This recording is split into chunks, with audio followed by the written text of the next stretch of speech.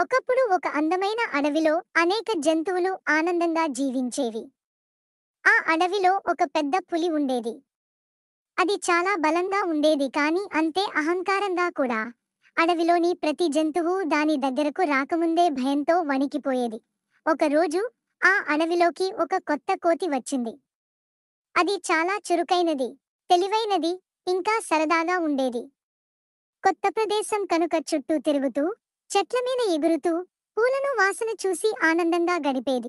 పులి దాన్ని చూసి నవ్వుతూ చెప్పింది, హూ, చిన్న కోతి, నువ్వు ఇంత ధైర్యంగా నా అడవిలో తిరుగుతున్నావా? కానీ కోతి ఏమాత్రం భయపడలేదు. అది సున్నితంగా నవ్వి, ఎందుకు భయపడాలి పులి? మనం అందరం ఇక్కడ స్నేహితులం కదా అనింది. అది పులికి నచ్చలేదు. అహంకారంతో పులి అన్నది, స్నేహితులమా? కాదు. నేనే ఈ అడవికి రాజు. నీ తెలివి నా బలానికి సరిపోదు. కోతి ఆలోచించింది. ఇది అహంకారం తగ్గించకపోతే ఈ అడవిలో ఎవరూ సుఖంగా ఉండలేరు. అందుకే ఒక తెలివైన పథకం వేసింది. మరుసటి రోజు కోతి పులిని కలిసింది. పులి, ఒక ఆట ఆడదాం. ఎవరు తెలివైనవారో చూద్దాం అని చెప్పింది. పులి సవాల్ స్వీకరించింది. సరే, నేను ఓడను. కోతి నదివైపు చూపించి, ఇక్కడ బంగారు చేపలు ఉంటాయి. వాటిని పట్టినవాడు గెలిచినట్టే అంది. పులి ఒక్క క్షణం కూడా ఆలోచించకుండా నదిలోకి దూకింది. కాని ఆ నది చాలా లోతుగా ఉంది. పులి ఈదలేక కష్టపడి బయటికి వచ్చింది. కోతి చెట్టు మీద కూర్చుని నవ్వింది. తెలివి అంటే ముందుగా ఆలోచించడం, పులి దూకడం కాదు. పులికి సిగ్గేసింది కానీ కోపం కూడా వచ్చింది. ఇప్పుడే నేను నీకు ఒక ప్రశ్న వేస్తాను. సమాధానం చెబితేనే నిన్ను గెలిచినట్టు భావిస్తాను అంది పులి. చెప్పు పులి అంది కోతి. ఆకాశం ఎందుకు నీలంగా ఉంటుంది అన్నది పులి.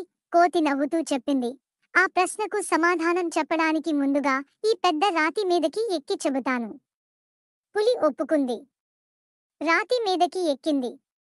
కానీ రాయి జారిపోయి పులి బురదలో పడిపోయింది. కోతి మళ్ళీ నవ్వుతూ చెప్పింది, ఇప్పుడు ఆలోచించు పులి, బురద ఎందుకు గోధుమ రంగులో ఉందో. పులి కోపంతో ఎగిరింది. కానీ చివరికి అలసిపోయింది.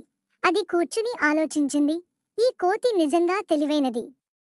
కానీ ఇది నన్ను అవమానపరచలేదే, సరదాగా పాఠం చెప్పింది. పులి మెల్లగా నవ్వుతూ కోతిని చూసి, నువ్వు గెలిచావు. నేను అహంకారం వదిలేస్తాను. ఇక నుండి అందరితో స్నేహంగా ఉంటాను అని చెప్పింది. కోతి కూడా నవ్వుతూ అంది, అది మంచిదే పులి. తెలివి అనేది ఇతరులను మోసగించడానికి కాదు, మనసు మంచిగా ఉంచడానికి వాడాలి. ఆ రోజు నుంచి పులి అహంకారం వదిలేసి అడవిలోని ప్రతి జంతువుతో ప్రేమగా జీవించింది. అడవి మళ్ళీ ఆనందంతో నిండిపోయింది. ఇందులో నీతి ఏంటంటే తెలివి బలాన్ని మించేది. కానీ నిజమైన తెలివి దయతో కలిసినప్పుడు మాత్రమే వెలిగిస్తుంది.